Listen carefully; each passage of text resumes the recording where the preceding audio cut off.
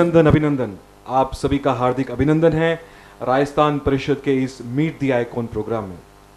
इस meet the icon programme के तहत हम रूबरू होते हैं उन महानुभावों से, उन हस्तियों से, उन व्यक्तियों से जिन व्यक्तियों ने सफलता के शिखर को छुआ है, जिन्होंने सफलता को एक नई परिभाषा दी है, ताकि हम उनसे प्रेरणा ले सकें, ताकि हम उनकी जीवन शैली के बारे में जान सकें और उस जीवन शैली को अपने जीवन में उतार सकें, ताकि हम भी उनकी तरह बन पाएं। और आज हम जिन शख्सियत के साथ रूबरू होने जा रहे हैं, जो व्यक्ति आज हमें यार इस कार्यक्रम को सुशोभित कर रहे हैं, वो और कोई नहीं, राजस्थान परिषद के जनक हैं और इनका नाम है श्री रायचंद जी खटेड़। तो श्री रायचंद जी, आपका हार्दिक हार्दिक स्वागत है इस प्रोग्राम में, हार्दिक हार्दिक अभिनंदन है। मेरे इस प्रोग्राम में विनय बैद और मेरे इस प्रोग्राम में मेरे साथ हैं श्री मनीष जी ताते, राजस्थान परिषद के मंत्री, श्री उपाध्यक्ष श्री सुनील जी दुग्गड़ और मेरी को इंटरव्यूअर नीलम जी नीलवानी। हार्दिक हार्दिक अभिनंदन। रायचंद जी, नाम लेने से ज़्यादा मैं तो आपको काकूसा बोलना पसंद करूँगी। तो काकूसा मतलब आप रो बचपन री कोई यादगार जो आपने लम्हो याद आवे वो प्लीज आप बताओ। मेरा जन्म एक साधारण परिवार में हुआ। ओके। और बचपन में तो वो गांव का जो स्थिति था उसमें कोई एक्टिविटीज तो थी नहीं। स्कूल चले जाते, खेल कूद में वो फुटबॉल, वॉलीबॉल, कबड्डी और खेल देते स्कूल में। और शिक्षा की उस टाइम, उस जमाने में कमी थी। तो बचपन में ऐसी कोई घटना या कोई वाकया नहीं हुआ जो यादगार बन सके या कुछ कहने लायक हो। साधारण सब चीजें थी, साधारण सी बातें, साधारण आदमी थी। और उस टाइम आज जो स्थिति है, संपन्नता है समाज में, उस वक्त नहीं थी। इन्हें गिने लोग ही, जिनको हम खाते पीते बोलते हैं या पैसे वाले बोलते हैं, बहुत ही कम थे। लेकिन एक जरूर उस टाइम की एक खासियत थी जो हम सब में भी थी, मेरे में भी थी, कि हम बड़ों का बहुत आदर करते थे। उनका कहना, उनसे डर भी लगता था। और उस कारण से जितने भी उस समय के मेरे सहपाठी थे या दोस्त थे या विज वाले थे, सब लोगों ने मेहनत करना सीखा। और छोटी उम्र में ही, 17-18 साल की उम्र में ही, बहुत कम लोग आगे कॉलेज में पढ़े। प्राय लोग कलकत्ता ही जाते थे, हम लोग भी कलकत्ता ही गए। बाकी सब नौकरी में लग जाते, काम में लग जाते, क्योंकि स्थितियां उतनी नहीं थी कि वो कुछ तो स्थिति के कारण से आगे नहीं पढ़ पाते और कुछ पढ़ने में रुचि भी नहीं थी। ये मैं मेरा बताऊं, मेरा पढ़ने में रुचि भी नहीं थी। तो मैं खाली मैट्रिक करके और कलकत्ता में आ गया, सर्विस में लग गया। रुचि तो कोनी ही पढ़ना में, वो तो हम जू में आपने के चलो भाई के मारा बचपन तो जू गुजरियो कोई यादगार नहीं थी। पर सबारो आपरो एक स्वभाव बन जावे कि मैं नटखट हूँ, मैं चंचल हो, मैं बदमाश हो, मैं एड़ो हो। तो आपरो बचपन की करो सही देखे जाए तो उस जमाने के हिसाब से मैं बदमाश ही था। उस टाइम बदमाशियों की भी लिमिट थी। हाँ। कोई ऐसी गंदी आदत या कोई ऐसा कोई काम तो था नहीं। हाँ। तो मैं क्लास में मॉनिटर था और बुरी आदत एक सीखी, लास्ट में जब 9th क्लास में थे, 10th क्लास में, मेरा एक दोस्त जो आसाम से आया था वहाँ पढ़ने के लिए, दोस्त बन गया था वो सिगरेट पीता था। अच्छा। तो वो, मैं मॉनिटर था, वो मुझे पूछ के पीता, तो मैं सोचा बस मुझे पूछ लिया तो हो गया। मैंने कहा अच्छा पियो। हाँ। तो वो एक ये नहीं सोचा कि मैं कौन हूँ परमिशन देने वाला। तो ये शिकायत गई, इसको खबर भेजी, कंप्लेंट भेजी कि भाई आपका लड़का गलत चीजों को प्रोत्साहन दे रहा है। 1 मिनट 2 मिनट तो दे। काको साहब, आपने कहा कि मेरे बचपन जैसे सबका गुजरा, मेरा भी गुजरा, कुछ खास विशेष नहीं है, पर हर व्यक्ति के अंदर, हर बालक के अंदर एक स्वभाव रहता है, चंचल स्वभाव, नटखट स्वभाव, या बदमाश स्वभाव, या बहुत ही होशियार स्वभाव। तो आपका क्या स्वभाव था बचपन में, आप कैसे थे? मेरा स्वभाव ये था कि अगर मैं दूसरों का हेल्प कर सकूं या उसको बचा सकूं तो मुझे वो करना चाहिए, चाहे वो गलत हो या सही हो, वो नहीं सोचता था। इसलिए जो मेरा दोस्त सिगरेट पीता था उसको बचाने के लिए मैंने स्कूल में हड़ताल करवा दी उसको जब निकाला तो, क्योंकि उतना रोप तो था उस टाइम वो चलता था। तो 2 दिन हड़ताल रही। थोड़ा पॉलिटिकल स्वभाव था। हाँ, वो उसको बचाने के लिए, और कुछ नहीं था। तो शेष में वो उन्होंने ऑर्डर वापस लिया, उसको रखा, उसको वापस ले लिया। फिर हम लोग कोई इसके बाद में कोई टाइप का गलत काम या बदमाशी या कोई भी टाइप की बात स्कूल तक नहीं हुई। ये 9th क्लास की में था तब की बात है। इसके बाद में तो बचपन में मेरा शौक वॉलीबॉल और कबड्डी का बहुत था, और उस जमाने में हमारे गांव में टूर्नामेंट होती थी कबड्डी की, जिसमें बाहर के गांव के लोग भी आते थे। सब बड़े बड़े खेलते थे। छोटे एज में या बच्चों में मैं ही अकेला था जिसको टीम में लेते थे। और मैं मतलब उस टाइम के हिसाब से एक अच्छा खिलाड़ी था, उस टाइम के हिसाब से।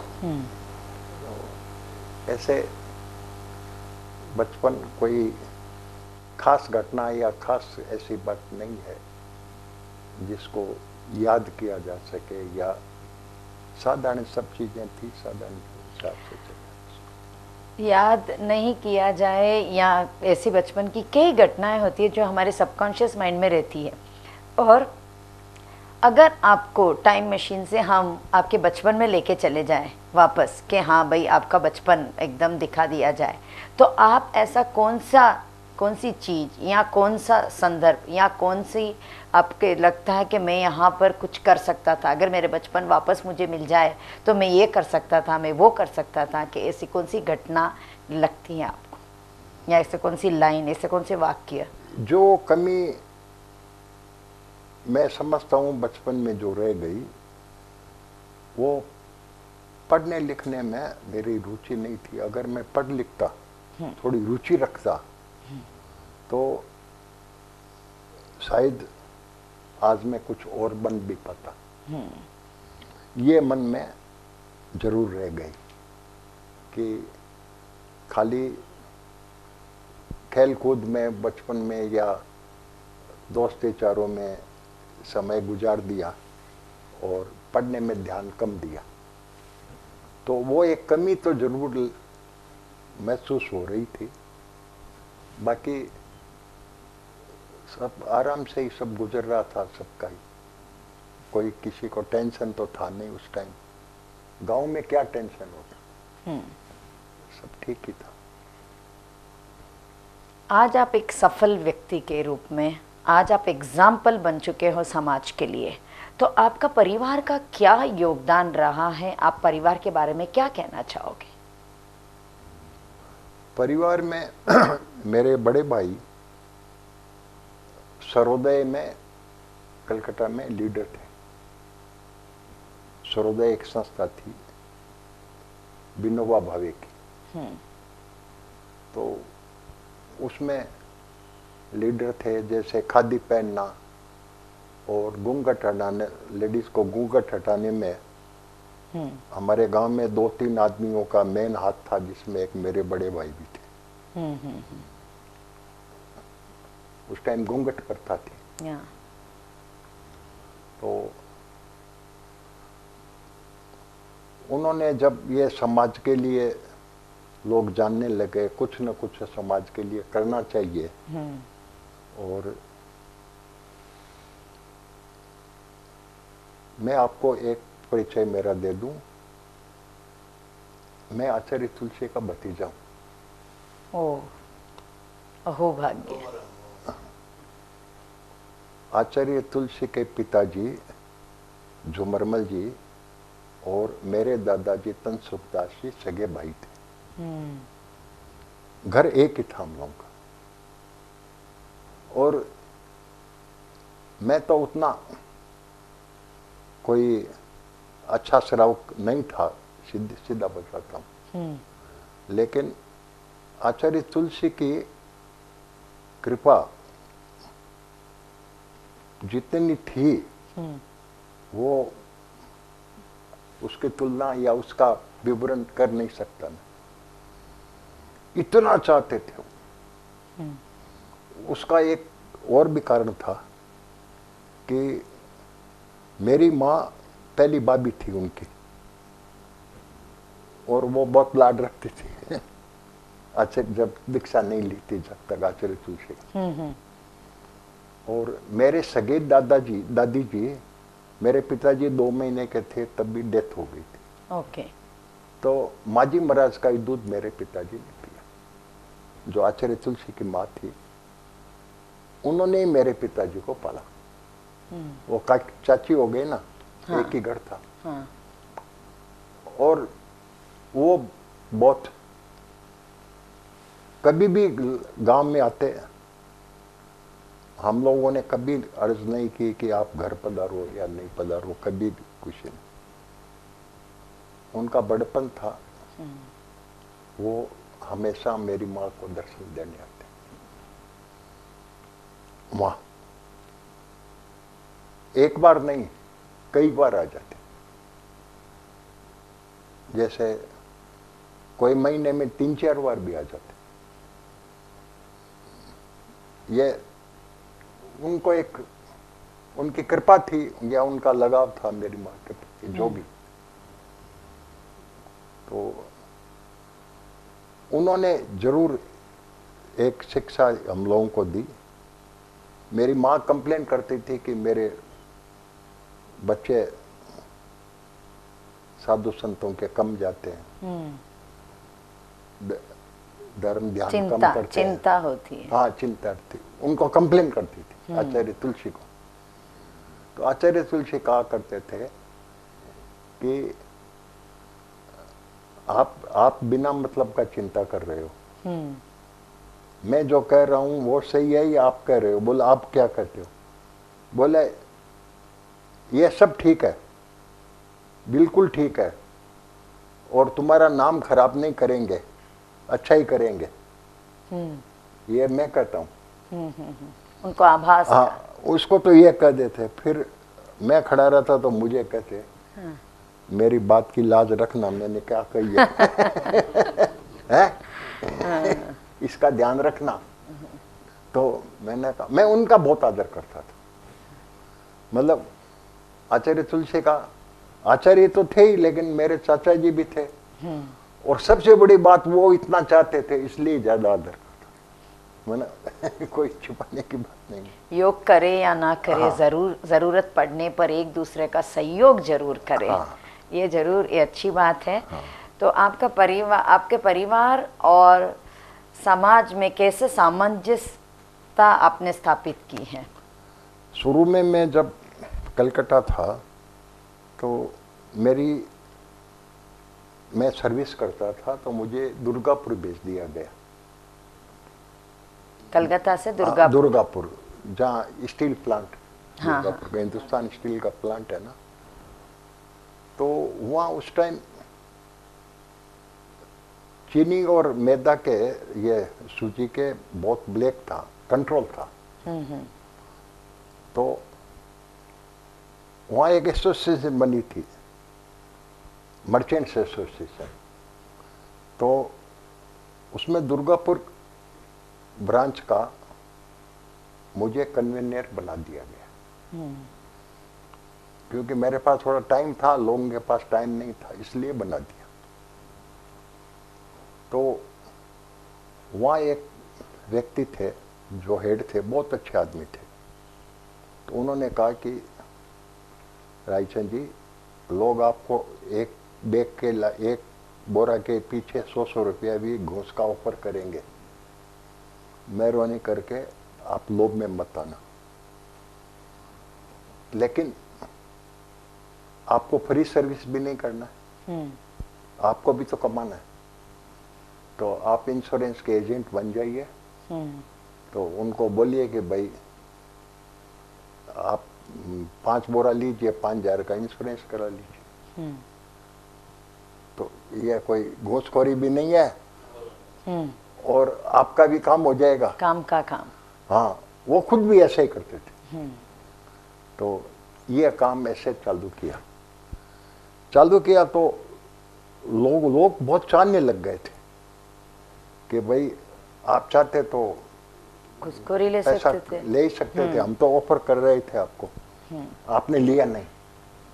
तो हमने कहा कि भैया हमको हमारा मेहनत का काम फल तो हम ले रहे हैं, हम फ्री तो कर नहीं रहे, इंश्योरेंस तो कर ले ही रहे हैं ना, हमको उतना ही बस है, इससे ज़्यादा करना नहीं है। और जिन आदमियों पर मेरे को भरोसा करके ये दिया है, मैं उनको धोखा नहीं दे सकता, कोई हालत में नहीं दे सकता। मुझे डायरेक्ट कोई नहीं पूछता, बोला क्या है यार, ऐसे ही लोग जेब में डाल देते थे, यार ले लो, हम बोला नहीं, मैंने कभी लिया नहीं।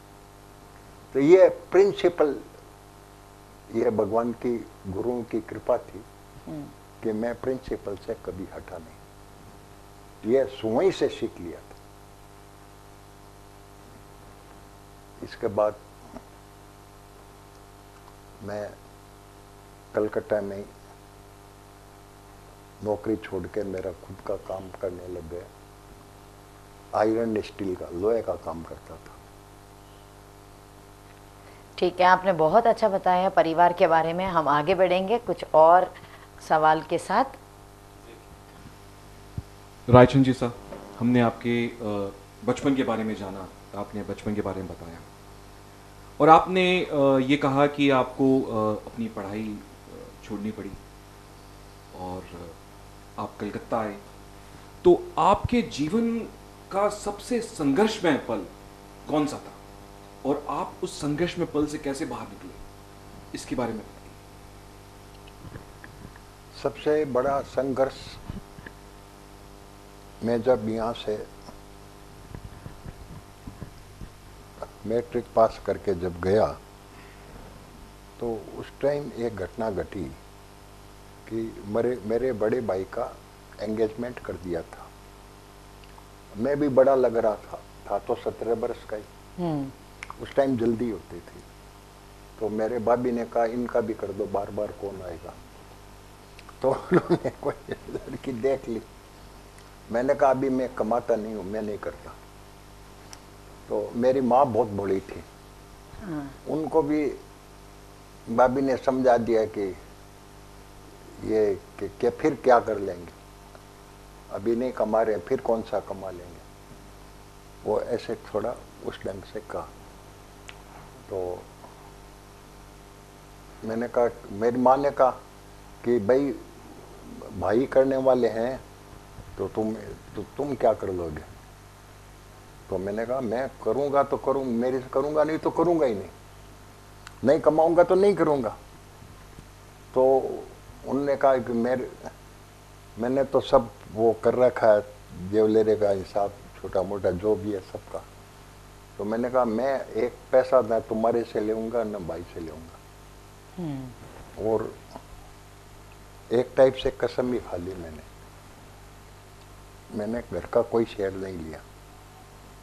4 भाई थे हम लोग और मैं उस टाइम मैरिज की, मैं चला गया। मैंने कहा कि आत्मसम्मान खोना नहीं है कोई हालत में।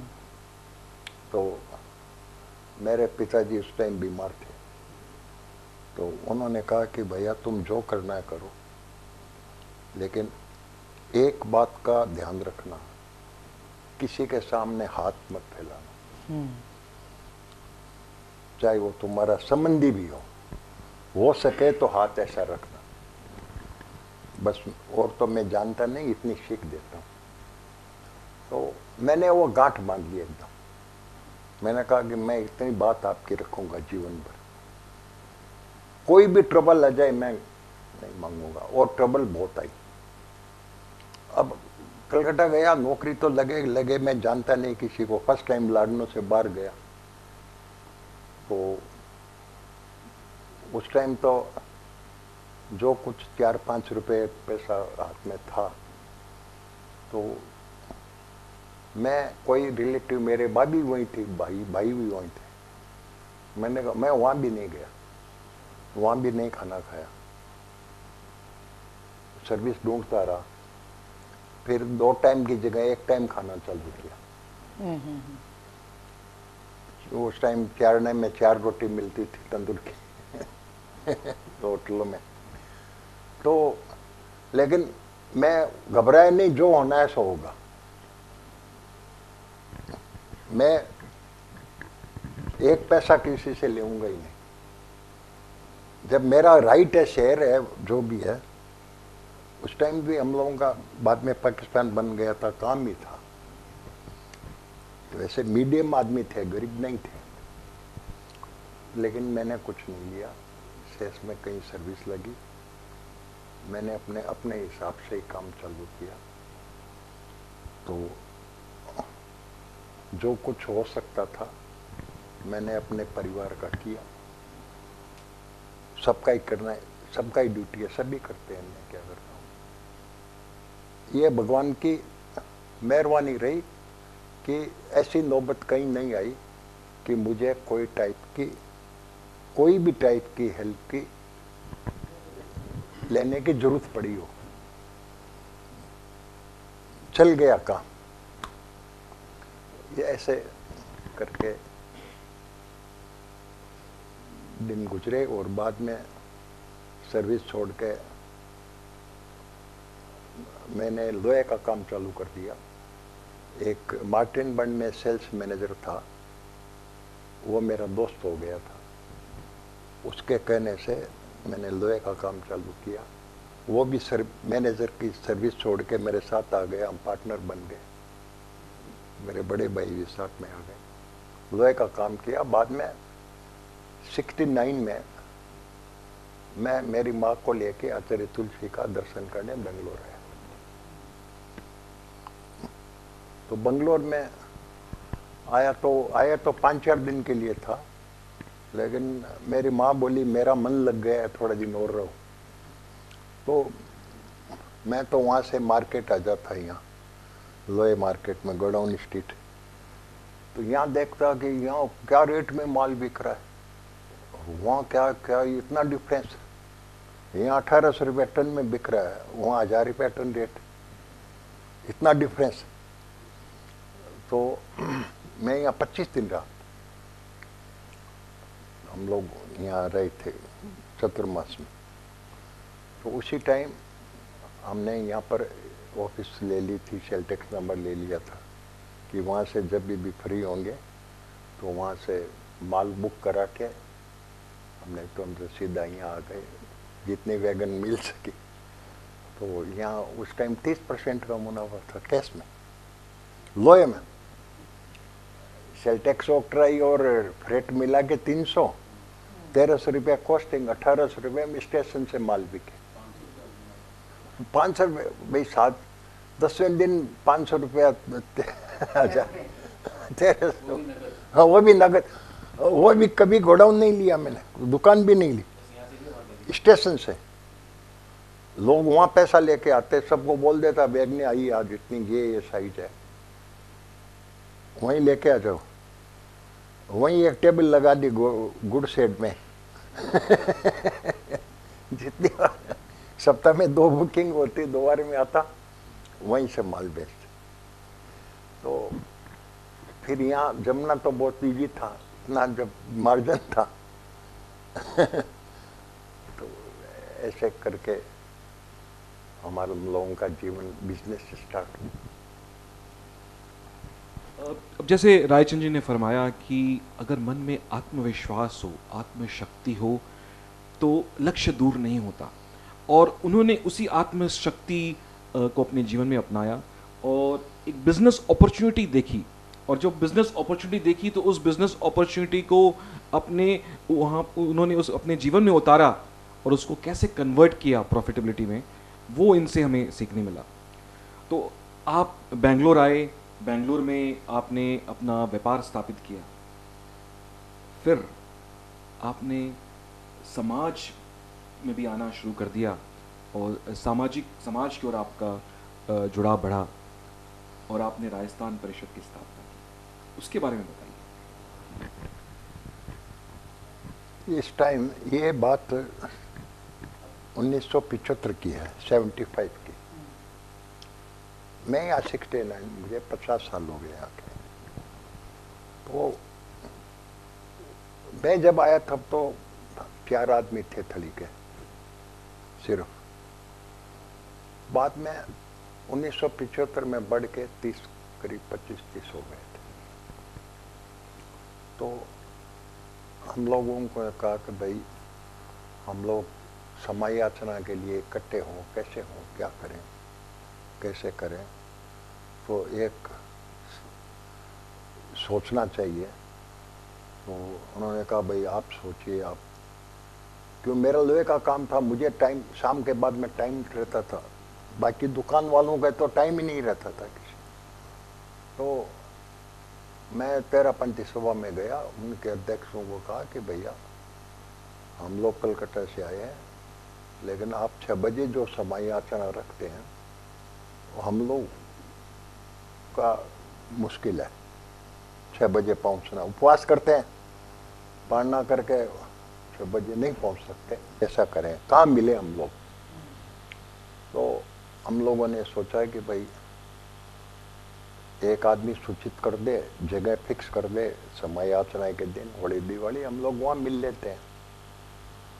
तो फिर ऐसा विचार है कि एक संस्था हो जाए, नाम हो जाए। तो कई डिस्कशन के बाद, कई 10-12 मीटिंगें होने के बाद वो लग गए करीब 6 महीना इतने से काम में। तो 1976 में ये राजस्थान परिषद नाम दे करके ये काम हुआ। तो हम लोगों ने कहा कि भाई तेरापंथी सभा वालों को कहा कि हम लोगों का टाइम सूटेबल 3 बजे का होता है, तो हम लोग 3 बजे समय याचना यहाँ रखेंगे तेरापंथी सभा में। तो उन्होंने अलाउ नहीं किया कि समय याचना एक ही टाइम होगा, 2 टाइम नहीं कर सकते। तो ठीक है, तो हमने पहला समय याचना लालबाग के ग्लास हाउस पे रखा। लालबाग के ग्लास हाउस में पहला समय याचना। इसके बाद में हर साल पिकनिक करते, होली के टाइम एक पिकनिक बाहर ले जाते सबको। तो स्थितियां देखिए क्या थी, क्या हो गई। उस टाइम खाली एक कार मेरे पास पूरी थली में। तो मैं क्या कहता कि भाई सब यहाँ आ जाओ। हम फाइनेंस करते थे TCI में, उनका नलबंगला में वो फार्म हाउस था, तो उनको बोलते एक ट्रक भेज दो। तो जिनको बच्चे छोटे थे उनको मैं मेरी गाड़ी में बिठा दूँ। एक गाड़ी में कितने गाएंगे, बाकी हम सब वो ट्रक में चढ़ जाते, लेडीज जेंट्स जो भी मैंने स्थितियां देखिए। अब वो लगता है आजकल दिन को ट्रक में छोड़ गए लोग, मतलब बस में जाना ही पसंद नहीं करे, कार चाहिए। तो कई साल चलाया ऐसे, कई साल तक चलाया, वहीं उस जगह भी फिक्स और वो टाइप भी वही फिक्स। फिर मैं हर साल अध्यक्ष बदलता रहा, लेकिन कार्य तो मुझे देखना पड़ता था जो भी हो। फिर 83 में पिकनिक ही नहीं हुई, जिसको अध्यक्ष बनाया उसको किसने थोड़ा बहुत भी कोऑपरेट नहीं किया। तो बाद में 84 में वापस मैं बना और मैंने एक डायरेक्टरी बनाई अपने पर्सनल तौर पर थली की। उस टाइम 250 आदमियों की डायरेक्टरी बनी, 250 थे। तो इसके बाद में संस्था जम गई और मेरी एक आदत हमेशा ही अच्छी या बुरी मुझे मालूम नहीं, कोई चीज़ जम जाए मैं वहाँ से दूर हट जाता, क्योंकि मेरा एक सिद्धांत है एक एक आदमी का वर्चस्व नहीं रहना। दूसरा रखे तो भी मुझे पसंद नहीं आता है, मैं मेरा रखना पसंद आता है। ये आगे से आगे बढ़ना चाहिए, नए नए लोग आने चाहिए, नई नई कार्यकर्ता विचार आने चाहिए, नए नए पदाधिकारी आने चाहिए। तो इसके बाद में मैंने इंटरेस्ट लेना बंद कर दिया, लेकिन ये हमेशा सुचारू रूप से संख्या बढ़ती गई, सब बढ़ता गया। और इसके बाद में एक प्रसंग आया, मैं तेरहपंथी सभा में उपाध्यक्ष था। तो मेरे मन में एक विचार आया कि क्यों न हम, संवत्सरी तो अलग अलग सब संप्रदाय की होती है, लेकिन कोई बात नहीं है, लेकिन ये जितने वृद्ध आते हैं, लेडीज और जेंट्स, ये आकर के कब आते हैं, कब चले जाते हैं, कब डेथ हो जाती है, किसी को कोई जानता ही नहीं। और असली धर्म तो इन लोगों से चल रहा है, रात दिन तो यही लोग आते हैं, जो भी है, मैं तो नहीं जानता उनको कौन थे। तो सम्मान के लायक तो ऐसे आदमी है, धर्म के हिसाब से, मतलब संप्रदाय के हिसाब से। महाराजों का काम तो उनके चलता है भाई, भीड़ तो वो करते हैं।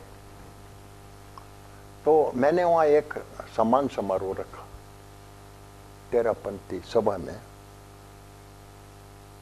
टोटल काम और प्रायोजक में ही था, वरिष्ठ नागरिकों का सम्मान समारोह, लेडी जेंट्स मिला करके करीब 300 करीब व्यक्ति हुए। 300 व्यक्तियों का सम्मान समारोह रखा। तो उसमें हमने मंदिर मार्गियों के हेड को बुलाया, स्थानक वासियों के हेड को बुलाया, और हाई कोर्ट के जज चीफ जस्टिस हरिहरन को बुलाया। माँ देवी ताई जो सर्वोदय की नेता थी 103 साल की, वो लेडीज को सर बनाया। वो करने के बाद में मुझे जब भी कोई आदमी मिलता जिनका हम सम्मान किया है, उनके रिलेटिव या कोई, वो इतनी आत्मीयता दिखाता जैसे मैंने उनको कुछ बहुत बड़े चीज दे दी है। तो मुझे भी खुशी होती कि अनायासी ये कैसा काम हो गया मेरे हाथ से, लोग इतने खुश हैं। तब मैंने कहा, लेकिन एक दुर्भाग्य ये हुआ कि जब दूसरे संप्रदायों को स्टेज पर बिठाया तो कुछ तेरहपंथी लीडरों ने ऑब्जेक्शन कर दिया कि आपने स्टेज ही खराब कर दिया। तो ये बात मेरे को जमी नहीं। तो उसी बात को मैं आगे ले जाते हुए, भगवान महावीर का एक सिद्धांत है गुणानुवाद, और इसी सिद्धांत को आपने पोषण दिया और ओसवाल परिषद की स्थापना की। आपने जैसे अभी कहा कि दूसरे संप्रदाय के लोग भी थे, तो क्या यही सोच थी ओसवाल परिषद की स्थापना जब आपने की, तो आपके दिमाग में क्या यही था कि मुझे सर्वधर्म, जैन धर्म में और भी जो संप्रदाय हैं उनके जो विशिष्ट व्यक्ति हैं उनका भी सम्मान करना है, इस सम्मान की जो भावना है, क्या ये भावना ही जुड़ी थी ओसवाल परिषद की ये स्थापना? यही भावना थी। और जब मैंने उन दो दूसरों को बुलाया तो वो लोग भी मुझे बुलाते थे फंक्शनों में, बुला के साल वगैरह से सम्मान करते थे। तो लोगों ने आचार्य तुलसी से कंप्लेन की कि रायचंद जी का स्थानकवासी मंदिर मार्ग की तरफ झुकाव हो गया। तो आचार्य तुलसी ने मुझे बुलाया। मैंने कहा महाराज ऐसी कोई बात नहीं है। तो बोले वो लोगों ने सम्मान कैसे किया, कुछ तो कारण होगा, तुमने क्या कुछ योगदान दिया या क्या बात है? मैंने कहा ना तो उन्होंने योगदान पूछा ना मैंने दिया।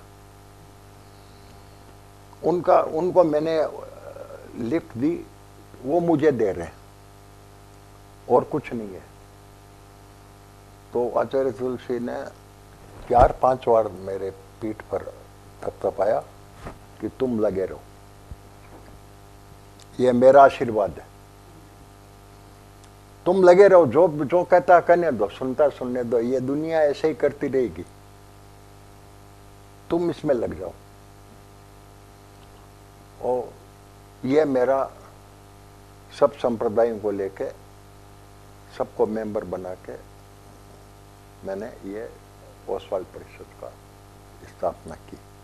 और ओसवाल परिषद में काम मुख्य यही रखा कि जो समाज में अच्छा करते हैं, जिसमें समाज को लाभ होता है, चाहे वो शिक्षा हो, चिकित्सा हो, धार्मिक हो, कुछ भी हो, तो अच्छी चीज़ों को प्रोत्साहन देना चाहिए।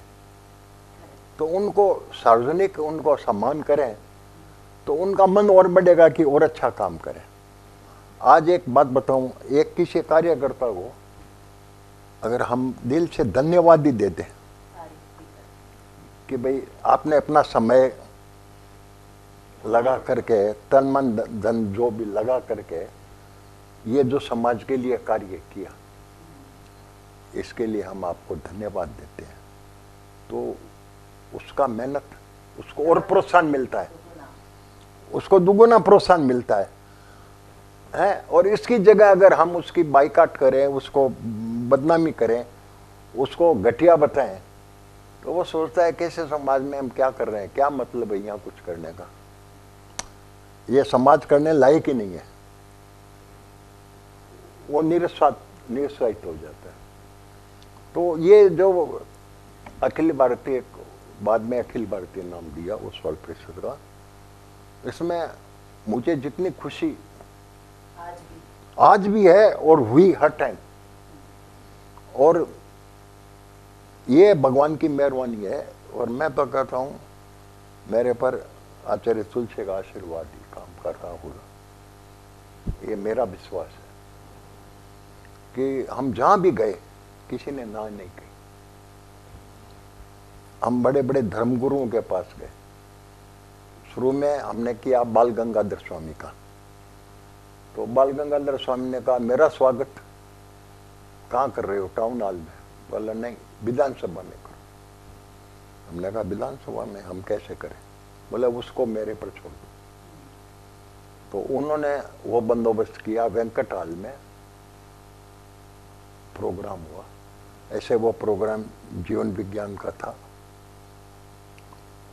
तो उसी प्रोग्राम में उनको फर्स्ट सम्मान किसी साधु संत को दिया, तो बाल गंगाधर फर्स्ट था। बाद में तो रविशंकर जी, श्री श्री रविशंकर, रामदेव बाबा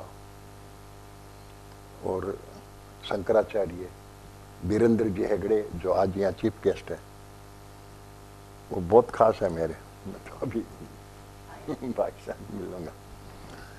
तो ऐसे ऐसे महान संतों का भी हमको अवसर मिला। अभी जितनी संस्थाएं हैं, जेएनयू में सबसे बड़ी संस्था है आनंद जी कल्याण जी पेड़ी, जेएनयू की सबसे बड़ी संस्था। दूसरी है all India Jain conference, Sthanakvasi Jain conference, संख्या के हिसाब से बड़ी बता रहा हूँ। पुरानी और 13 पंथ में हम गिनते हैं, पहले गिनते थे लाडनू जैन विश्व भारती को, अब वो महासभा हो गई हुई जो भी।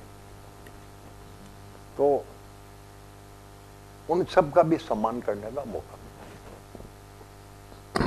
सबका।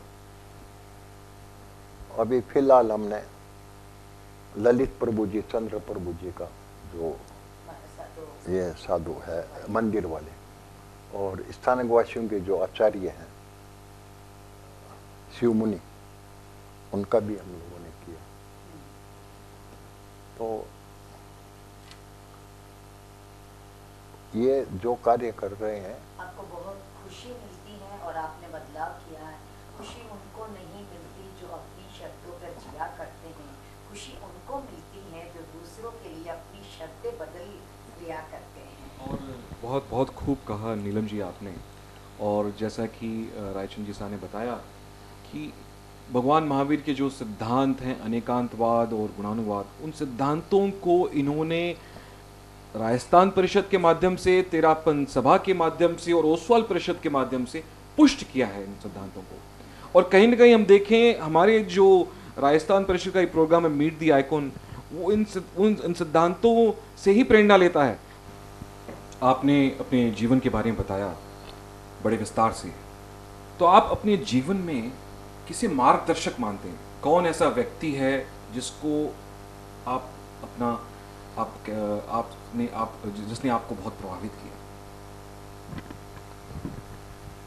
सबसे ज्यादा प्रभावित तो मैं आचार्य तुलसी से हुआ। मेरे कोई ज्यादा संपर्क नहीं था, थोड़े संपर्क में जो मेरा आदर था या उनका जो आत्मीयता थी मेरे प्रति, वो ज्यादा काम किया। और वैसे कोई भी काम करने से बाधाएं आएगी, तो मैं एक चीज मैंने अपने इस जीवन में पकड़ के रखी कि मैं कभी घबराऊंगा नहीं। न अपने विश्वास पर या अपने सिद्धांतों का से कोई समझौता करूंगा। ओसवाल परिषद का कार्य करने में भी बहुत सारी दूसरों की, मेंबरों की, पदाधिकारियों की भी कई पर प्रॉब्लम आई। उसका कारण कोई पर्सनल नहीं था, कारण था कि भाई ये आदमी को देना चाहिए, इसको नहीं देना चाहिए, ये सब संस्थाओं के कारण से। लेकिन मैंने हमेशा सही का साथ दिया। मैं वापिस सोचूं, आप अगर मुझे कहो कि भाई ये काम ठीक नहीं लग रहा, तो मैं ये नहीं कहता, मैं कहता हूँ वही ठीक है। फिर मैं क्या करता हूँ, मैं आपको पूछता हूँ, इनको पूछता हूँ, मैं खुद वापिस सोचता हूँ। अगर वो ठीक है तो मान लूंगा, और नहीं तो कुछ भी रिजल्ट हो जाए नहीं मानूंगा। मतभेद तो हो सकते पर मनभेद कभी? हाँ, मतभेद मैंने कभी किसी से पकड़ के रखा नहीं। जीवन में कभी मैंने कोई भला नहीं किया तो मैंने कभी बुरा किया नहीं किसी का। जहां तक ईमानदारी से कहता हूं कि मेरे से जहां तक ख्याल है, मैंने कभी बुरा नहीं किया। हाँ मैं कभी भरी नहीं, हाँ मैं कैसी के भरी नहीं। गलत को पूछने से भाई ये गलत है या सही है, अगर कोई पूछे तो गलत है तो मैं कर दूं गलत है, अगर मेरी समझ में आता है तो। चाहे अगला नाराज होता है तो मैं क्या करूं। तो अभी जीवन में ऐसे ही है, जो चल रहा है, जो आज की परिस्थितियां हैं, उसमें हमारे समाज में जितने नए नए युवक आए हैं, उन सब ने उन्नति की है। वो एजुकेशन में की है, कमाने में की है, वेल्थ में की है। और मुझे इतनी बड़ी खुशी होती है कि ये राजस्थान परिषद आज कहाँ से कहाँ तक आ गई। उस टाइम क्या हमने सोचा था, हमने कहा किसी तरह चले ये किसी तरह। देखिए एक छोटी सी सोच, और वो सोच आज एक वट वृक्ष बन गई है। जैसा कि रायचंद जी साहब ने फरमाया कि क्षमा याचना निमित्त बना, लेकिन वो निमित्त देखिए आज कितना बड़ा वृहद रूप लेकर आया है कि हम आज ये मीट द आइकॉन जैसे प्रोग्राम को हम लेकर आए हैं पूरे समाज के सामने। और इसके लिए आपका तहे दिल से धन्यवाद है। आपने राजस्थान परिषद की जो शुरुआत की, और आज देखिए आपके आशीर्वाद से ये बीज कितना बड़ा वृक्ष बन गया है। आपसे एक और चीज़ जाननी थी आपसे कि आपके विचार में असली खुशी क्या है, जो ये युवा पीढ़ी देख रही है और जीवन की आपाधापी में जो ये युवा पीढ़ी व्यस्त है, जीवन की रेस में जो ये लगी हुई है। क्या धन है असली खुशी, क्या परिवार है? आपके विचार में असली खुशी और संतुष्टि क्या है? हर आदमी को अपने कर्तव्यों से कभी मुंह नहीं मोड़ना चाहिए। और किसी ने भी एहसान कर दिया हो तो आदमी को यह सोचना चाहिए कि मैं एक आदमी से एहसान लिया है तो 10 आदमी को क्यों नहीं करूं। और माँ बापों का एहसान का तो कोई लिमिट ही नहीं, पेरेंट्स का तो कोई, माँ बाप हो, भाई बहन हो, उनका तो लिमिट ही नहीं है। थोड़ी सी यह समझ आ जाए कि हम आज बड़ी बड़ी बातें कर रहे हैं, आज हम बड़े हो गए, कभी तो छोटे थे, कभी तो किसी ने गोदी में खिलाया होगा, दूध भी पिलाया होगा, है, किसी ने सहारा भी दिया होगा। तो ये जो नई पीढ़ी को ये सोच समझ में आए कि भैया जो आदमी नहीं, जो एहसान भूल जाए, एहसान फरोमस जीवन में कोई नहीं बने। और धीरे धीरे बड़ों का भी एक कर्तव्य है कि धीरे धीरे वो निवृत्त हो जाए। भगवान महावीर का सिद्धांत है कि आप धीरे धीरे निवृत्त हो जाओ अधिकारों से, मोह से, माया से। तो ये बड़ों का भी समझने की जरूरत है और छोटों को भी यह समझने की जरूरत है कि हमारी ड्यूटी, हमारा धर्म है। पहला धर्म यह है कि हम अपने परिवार को देखें, पहला धर्म तो यह होना चाहिए। दूसरा, हमारे साधु संत भी आ गए, समाज भी आ गया, जितना दूर तक हम कुछ कर सके। पूरी दुनिया पड़ी है, लेकिन हम लोग एक सीमित आदमी है, सीमित लिमिटेड कैपेसिटी है। तो जिस कैपेसिटी में जो कर सके वो काम भी करें। तो मैंने अपने जीवन में कुछ अलग टाइप के काम करने की सोची, किया भी है। जैसे हमारे जयपुर फूट लगते हैं कैंप, तो हम उसका कार्यभार अकेले नहीं संभाल सकते, इसलिए हम वो रोटरी से करवाते हैं, क्लब से। लेकिन उसमें करीब 2000 आदमी डेली रहते हैं, तो 10 दिन का उसका जो भी खाने पीने का खर्चा है या मैनेज करने का है कैंप का, वो हम शुरू से बरसों से हम ही कर रहे हैं। और जो वो महावीर विकलांग संस्थान के अध्यक्ष है डी.आर. मेहता, पहले वो सेबी के अध्यक्ष थे डी.आर. मेहता, तो उनसे हमारा अच्छा परिचय है। वो अच्छी टीम भेज देते हैं यहाँ काम करने के लिए। वो जिनको लाभ मिलता है, वैसे छोटे मोटे काम, अब बच्चों का कोई हेल्प करना है या डायरेक्ट डिक्शनरी देना है या किताबें देना है, ड्रेस देना है, वो सब। और रिसेंटली हमने वो आपके 7 शमशान घाटों में प्याऊ का काम कर दिया सबने। पीने का प्याऊ का, यहाँ बंगलोर के साथ आसपास के साथ शमशान घाट, और एक वो जो त्रिवेणी जहाँ जाते थे ना लोग ये अस्थियाँ लेकर के, वहाँ भी टूटा फूटा था, सब प्लेटफार्म बना के पूजा का रूम बना के, मतलब ऐसी कोई छोटी मोटी चीजें जो सबके काम आ सके।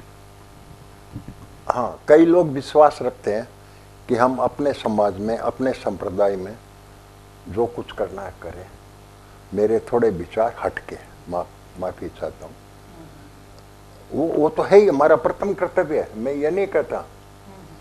जैसे अभी पहले भी कहा, पहले अपना घर फिर अपना समाज है, लेकिन जहाँ बहुत करने वाले हैं वहाँ हम लोग कुछ हटके दूसरों का भी साथ में लेके, उनको भी कोई लाभ मिलता हो या उनको भी कुछ सुविधा हो, तो थोड़े से विचार ब्रॉड रखें तो अच्छा रहे। बहुत बहुत बड़ी सोच है, अपने विचार को व्यापक बनाएं। आपका जो योगदान है सामाजिक उत्थान को लेकर, वो योगदान अतुलनीय है। और जैसा कि इन्होंने कहा कि व्यक्ति सफल होने के बाद में वो समाज को कैसे सफल बना पाए, वो समाज में क्या योगदान दे पाए, वो बहुत ही इंपॉर्टेंट होता है। तो रायचंद जी साहब, आपने जो यहाँ पे आके जो बातें कही, हमारे साथ जो बातें शेयर की, मैं ये समझता हूँ कि हमें आज आपसे बहुत प्रेरणा मिली है। तो नीलम जी, ये तो हो गई प्रेरणा की बातें। प्रेरणा की तो बात बहुत कुछ इन्होंने कही है। अब आप एक मिसाल बने हो, बचपन में आपने एडमिट भी कर लिया कि मैंने ये गलती की है, मेरा तो साधारण जीवन चला। फिर बिजनेस में आपने कैसे अलग ढंग से बिजनेस किया, कहाँ से कहाँ पहुँचे, वो भी आपने, और आपने बोला कि आचरण ही सब कुछ है। जैसे तुलसी जी का आपका हमेशा स्नेह, प्यार और आशीर्वाद रहा है आपके जीवन में। तो आप ये भी कहते हो कि परिवार ही सब कुछ है, प्रेम से बढ़कर त्याग है, दौलत से बढ़कर मानवता है, परंतु सुंदर रिश्तों से बढ़कर इस दुनिया में कुछ भी नहीं है। इसी रिश्ते से मैं फिर से एक बार से आपको आती हूँ, रिश्तों तो काको सा अच्छो बने ही जाए, पर इन रिश्ता में अब देखा कि आज रा पीढ़ी आपरे हबी ने हबी बुलावे, जानो बुलावे, वो बुलावे, आप आपरी बीवी ने किकर बुलाओ, एक बार जरूर बताओ कि आपने वे किकर बुलावे या आप बने किकर बुलाओ। देखो वो पुराने रिवाज ही निभाते हैं, वो ये तो कभी सोचा ही नहीं। हाँ। कि मैं क्या नाम से बोलूं। हाँ। तो वो मुझे क्या नाम से बोले। हाँ। ये आपने प्रश्न तो पूछ लिया, लेकिन उत्तर मेरे पास कुछ है ही नहीं। कई केर बुलावे आपने या आप मैंने कई खाली आपके ये बहुत इजी क्वेश्चन है। हाँ। लेकिन बहुत डिफिकल्ट है, क्योंकि उत्तर कुछ उत्तर ही मालूम नहीं। तो आज आप जरूर फ्लैशबैक में जाके सोचोगे ये मुझे क्या बुलाती है। ठीक है काकू साहब, अगर आपने जस्ट थोड़ा सा माहौल के गंभीरता में आएगा, सब कुछ आप सीख यहाँ पर हंगारे अंदर एक हैप्पीनेस, एक लव छिपियोड़ो रहे कि काश मैं ही ना हाथे जाऊँ तो क्या। अगर आपने आज मौको मिल जाए कोई हीरोइन रे साथे बारे जावनो है या हीरो रे साथे बारे जावनो है, कटे जानो तो आप किने पसंद करो बारे लेन जाओ, हाथे जाओ। जो उम्र हो गई। हाँ। उसमें तो अब मैं किसी को पसंद नहीं करूँ। नहीं आपकी पसंद, उसकी चॉइस उसके ऊपर है। आप अगर 40 साल छोटा हो जाओ आज। हाँ। आज आपकी एज 78 है, आपकी एज आज 38 हो जाएगा मान लो, तो आप किस हीरोइन का सागे 12 जानो पसंद करो। देखो जी, मैं हमारी एक घूमने की आदत थी, मैं इंडिया का कोना कोने में प्राय गए हूँ, और जापान गया, मैं गयो आज हूँ 45 साल पहले, 45 साल पहले गयो। और यूरोप गया ने भी 30 साल हो गया, पूरा यूरोप 1 महीने की टूर करे, आदत थी। और इतनी आदत थी घूमने की, बॉम्बे में ओबेराय होटल बनी, तो होटल देखने के लिए 3 दिन की बुकिंग करके गया रहने के लिए रहने के लिए। तो लेकिन वो सब किसके साथ कौन सा हीरोइन ये कभी दिमाग में आया ही नहीं। अपनी हीरोइन ही अच्छी है। आया ही कौन जना कहीं बात करना सोचा ही नहीं इसके बारे घर में ज्यादातर रूटनो मनावनो सब चाले है। ज्यादातर औरतें मतलब अपनी पत्नी रूठी जाती है कोई ना कोई बात पर। अगर जैसे रूठ जाती है पत्नी तो आप कैसे मनाना चाहोगे उसको? गाने के माध्यम से या एक लाइन के माध्यम से या कुछ देखकर कैसे आप मनाना चाहोगे? भाई कभी रूठ जाए हाँ। तो मैंने तो जीवन में कभी कभी मनाया नहीं अगर यूं 2-4 दिन में अपने आप ठीक हो जाए। अच्छा काको साहब ऐसे तो मत बोलो, ये भी देख रहे हैं तो ये भी फिर मुझे भाई कभी मैं अगर सही उत्तर दूं तो सही उत्तर यही है। अच्छा, अच्छा आपने अभी इतनी देर मेरे से बात करते होगे, हाँ। अच्छा बुरा सही गलत क्या देना चाहिए मुझे कुछ नहीं, मेरे मन में जो है वो मैं आपको बोलता गया। अच्छा सपोज कोई गाणो है आपने आपकी पत्नी के लिए कोई यहाँ लो गाणो जो को मैंने पसंद है और आप आपके मन की भावना आपके पत्नी के सामने रखना चाहो तो एक गाणो किशो गाना वो गा दो जो आपके जीप पर हमेशा रहे, आपके होठ पर हमेशा रहे। भाई गाणो तो एक ही याद को नहीं और भजन एक जरूरी याद है, छोटा सा वो भी याद याद है। मन फूला फूला फिरे जगत में कैसा नाता रे, माँ कहे ये बेटा मेरा, भाई कहे भुजा मेरी, नारी कहती पति है मेरा, कौन कौन है तेरा रे, नर कौन कौन है तेरा। रायचंद जी साहब आप यहाँ पे आए बहुत अच्छा लगा, वो भी राजस्थान परिषद के प्रोग्राम में। आप राजस्थान परिषद के संस्थापक हैं और हम सब आपका तहे दिल से शुक्रिया अदा करते हैं, आपको धन्यवाद ज्ञापित करते हैं तहे दिल से। मैं विनय वैद, मनीष जी तातेर, सुनील जी दुग्गड़, नीलम जी, हम सब आपको बहुत बहुत धन्यवाद। और मैं राजस्थान परिषद के सभी सदस्यों, सभी पदाधिकारियों और खास करके जो आप लोग यहाँ बैठे हैं और जिन्होंने ये कार्य करने का आपको सौभाग्य मिला है, मैं तो आपको सौभाग्य ही कहूँगा, तो इसके लिए आप लोगों को सबको बहुत बहुत बधाई, बहुत बहुत बधाई। और ऐसे ही समाज कल्याण, समाज एकता का कार्य करते रहे और नई पीढ़ी को भी प्रेरणा देते रहे।